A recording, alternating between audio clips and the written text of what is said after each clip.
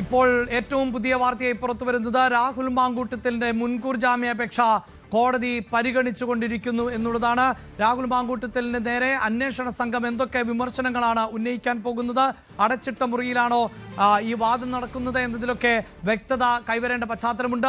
വാർത്തയുടെ വിശദാംശങ്ങളുമായി TG സജിത്താണ് ചേരാൻ പോകുന്നത്. എന്തായാലും രാഹുൽ മാങ്കൂട്ടത്തിനെ സംബന്ധിച്ചിടത്തോളം നിർണായകമായ മണിക്കൂറുകളിലേക്ക് കടക്കുകയാണ്. രാഹുൽ മാങ്കൂട്ടത്തിൻ്റെ വാദങ്ങൾ കോടതി അംഗീകരിക്കുമോ, അതിനപ്പുറത്ത് അതിജീവിതയുടെ പരാതിയെ ഗൗരവത്തോടു കൂടി കണ്ടുകൊണ്ട് മുൻകൂർ ജാമ്യാപേക്ഷ തള്ളുമോ, എന്താണ് നടക്കുന്നത്? സജിത്ത, അടച്ചിട്ട മുറിയിലാണോ ഇപ്പോഴത്തെ വാദം? കോടതി പരിഗണിച്ചുകൊണ്ടിരിക്കുകയാണ്. മുൻകൂർ ജാമ്യ ഹർജിയിൽ കോടതി പരിഗണിക്കുകയാണ്, വാദം കേൾക്കുന്നു എന്നാണ് നമ്മൾ മനസ്സിലാക്കുന്നത്. അതിസുപ്രധാനമാണ് സംസ്ഥാന രാഷ്ട്രീയത്തിൽ ഇപ്പോൾ തിരുവനന്തപുരം സെഷൻസ് കോടതിയിലെ ഈ നടപടികൾ എന്നതാണ് ശ്രദ്ധേയം. രാഹുൽ മാങ്കൂട്ടത്തിൻ്റെ ഭാവി നിശ്ചയിക്കുന്ന ഒരു ഹർജി കൂടിയാണ് പരിഗണിക്കപ്പെടുന്നത്. ജാമ്യ ഹർജിയിൽ കോടതി എതിരായാൽ രാഹുലിന് കീഴടങ്ങേണ്ടി വരും, അല്ലെങ്കിൽ അറസ്റ്റുണ്ടാവും. കോൺഗ്രസിന് കടുത്ത നടപടികൾ പ്രഖ്യാപിക്കേണ്ടി വരും. അതേസമയം ജാമ്യം ലഭിച്ചാൽ താൽക്കാലിക ആശ്വാസം എന്ന് പറയാം. സ്വാഭാവികമായും രാഹുൽ അന്വേഷണത്തിന് മുന്നിൽ ഹാജരാവേണ്ടി വരും, ചോദ്യം ചെയ്യലിന് വിധേയനാവേണ്ടി വരും, ഒപ്പം മാധ്യമങ്ങൾക്ക് മുന്നിൽ എത്തേണ്ടി വരും, നിരവധി ചോദ്യങ്ങൾക്ക് മറുപടി പറയേണ്ടി വരും. ഒപ്പം കോൺഗ്രസിന്റെ നീക്കം കൂടി ശ്രദ്ധേയമായ കാര്യമാണ്.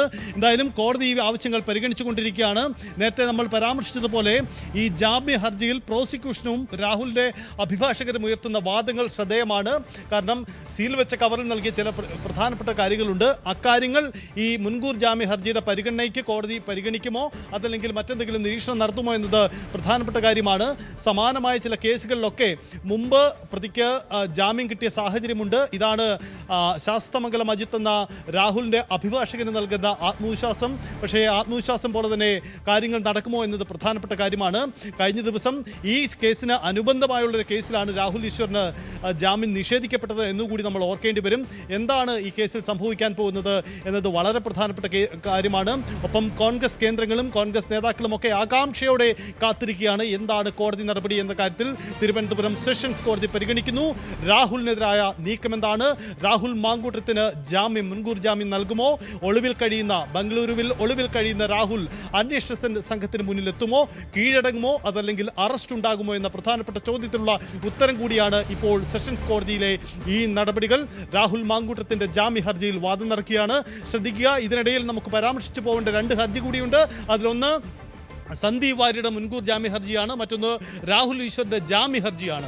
ഈ മൂന്ന് ഹർജികളും ഇന്ന് കോടതിയുടെ പരിഗണനയ്ക്ക് വരുന്നുണ്ട്. ഇപ്പോൾ രാഹുൽ മാങ്കൂട്ടത്തിൻ്റെ മുൻകൂർ ജാമ്യ ഹർജിയിലുള്ള വാദം നടക്കുകയാണ്.